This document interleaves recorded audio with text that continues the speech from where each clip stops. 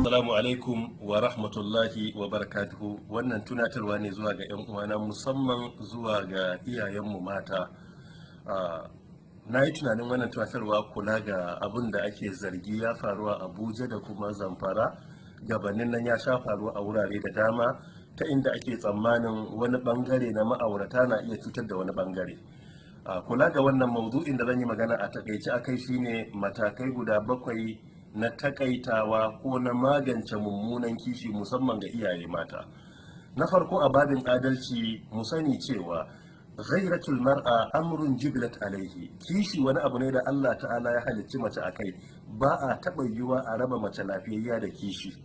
Falidha, saboda haka la tu'akhadh alaihi, malaman musulunci irin su Ibnu Rajab, irin su Imam Tabari rahmatullahi alaihim suka ce ba a mata azaba a kansa illa an ta ta'adda, sai dai in kishin ya sa ta wuce gona da iri, ta yi zalunci na zagin wata ko cutar da wata ko yi mata karya ko mata kazafi ko duka ko raba wani da ransa, to anan ta wuce iyaka, za a iya mata uquba a kansa. Baya ga wannan, a cikin hadisi da ya zo cikin Irwaul Galil juz'i na 7 shafi na 80, annabi sallallahu alaihi wa alihi wa sallam ya gaya mana kishi kala biyu ne. Akwai kishin da Allah yake so, akwai wanda Allah baya so. Yace inna minal ghaira ma yuhibbu Allahu azza wa jalla wa minha ma yabghudhu Allahu azza wa jalla. Daga cikin kishi akwai wanda Allah yake so, akwai wanda Allah baya so. Yace kishin da Allah yake so shine kishin da akwai damar a yi mummunan zato a cikinsa na aikata haramun. Misali, mace ta kadai ne wurin miji, ya yi tafiya da ya dawo bai saba aiki da kondom ba, sai ta samu kondom a aljihunsa, ta dauka ta ajiye shi, kuma sai da gida a gaggauce, sai zo iya cajiya zai dauke boye kada a gani. To wannan zai sa ta yi zargi a kayansa, wannan babu laifi saboda yin zina haramun ne. Amma kishin da ba a so shine abin da yake halal ne ga miji.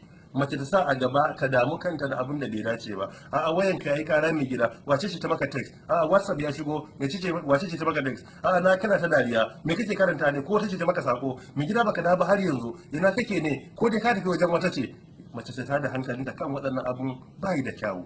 Baya ga wannan, a cikin hadisi da ya zo cikin Fathul Bari juz'i na 9 shafi 325, annabi tsira da aminci sun tabbata gare shi yana gaya mana illar mummunan kishi da cewa annal ghaira la tubsiru asfal alwadi min a'la. Lalle mace mai mummunan kishi wanda ba a so ba ta iya gane ina ne zurfin rijiya yake, bi ma'ana ba ta ganin gabanta. Daga kishin ya motsa sai ta yi wani hukuncin da za ta rika dana sani daga baya. Duk matar da ke da mummunan kishi to ba za ta rabu da dana sani ba a cikin rayuwarta. Matakai guda 7 da zai takaita wajen magance kishi, musamman mummuna. Na farko akwai addu'a. A cikin addu'a akwai guda biyu. Na farko, Allahumma ati nufusana taqwaha wa zakkiha anta khairu man zakkaha anta waliyuha wa maulaha. Addu'a ta biyu, mace ta yawaita cewa wahadi qalbi waslul sakhimata sadri. Ya Allah, ka shiryar da zuciyata, ka wanke mini daudan da ke cikinta. Abu na biyu, at-tamassuk bil Qur'an. Yawan riko da Qur'ani, karatunsa, sanin ma'anarsa, jin tafsirinsa, yawan kunna shi ana sauraro yana da matukar muhimmanci, don Allah ya ce ala bi dhikrillahi tatma'innul qulub. Da ambaton Allah zuciya ke samun abinci. Abu na uku, al-isti'aza billahi minash shaitan. Yawan neman tsarin Allah ta'ala daga shaitan. Misali, a yawaita ce a'udhu billahi minash shaitanir rajim, ko kuma rabbi a'udhu bika min hamazati shayatin wa a'udhu bika rabbi an yahdurun. Abu na hudu da zai takaita mummunan kishi ya magance miki, al-musafaha. Yawan gaisawa da hannu. Ya halatta mata su rika musafaha da ƴan uwansu da hannu. A cikin hadisi a muwatta ta Imam Malik rahimahullah, hadisi na 1413, sunna ta karantar da mu cewa tasafahu wa yuzhibul ghilla. Ku yawaita musafaha, iya tafiyar da kullin da ke zuciya na gaba da kishi mai muni. Sannan kuma na 5 shine tahabbu wa tudhibu shahada. Ku yawaita yin kyauta wa junanku, zai sa ku so juna kuma zai tafiyar da mummunar kiyayya. Mace ta yawaita kyauta zuwa ga abokiyar zamanta, in su biyu ne ko uku ko huɗu a wurin miji, ki yawaita sayan abu kina musu kyauta. Dan riga ne, a dan kunna ne, a kin ga dan fruit haka, ya itatuwa su yake kai musu ki ba yan uwanki. Yana taimakawa wajen magance wannan mummunan kishi din. Sai na 6, zikiru mahasinil ukhti, yawan ambaton alkhairin yar uwanki. mu duba lokacin da aka yi wa nana Aisha radiyallahu anha kazafin ta yi zina wanda ya zo cikin suratul nur Allah ya wanke ta. An zo an tambayi abokiyar zamanta Zainab bintu Jahsh radiyallahu anha cewa a cikin hadisin Bukhari da Muslim, shin annabi yace mata ya Zainab ma ra'aitu wa ma alimti, ya ke Zainab me kika gani akan Aisha, me kike fahimta akan zargin da ake mata? Sai ta ce ahami sam'i wa basari, annabi na kiyaye ji na da gani na, bana faɗan abin da ban gani ba zan mata kariya ba. Ta ce wallahi ma alimtu alaiha illa alkhaira, ni ban san komai da nana Aisha ba radiyallahu anha sai alkhairi. Duba fa abokiyar zama ne, amma ta ce wallahi alkhairi na sani. Ta samu gurbin da za a sake uwarta amma sai ta ki goyon baya, ta ce wannan baiwar Allah alkhairi ya sani da ita.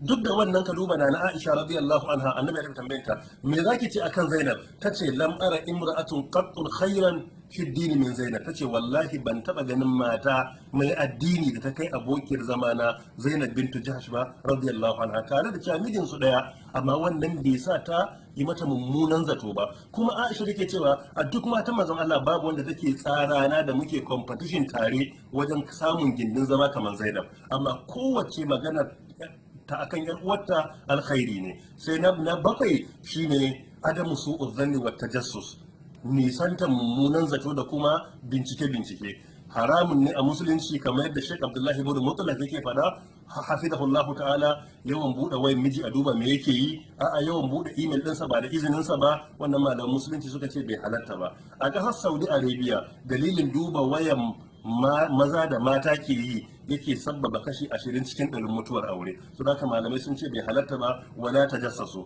Kuma ya ayyuhal ladina amanu istanibu kaseeran min adh-dhanni inna ba'd adh-dhanni ithm. Allah ta'ala ya takaita wa iyayen mu mata mummunan kishi. Allah ta'ala ya taimake mu da su, mu gudu tare, mu tsira tare, mu shiga aljanna tare. Wassalamu alaikum wa rahmatullahi wa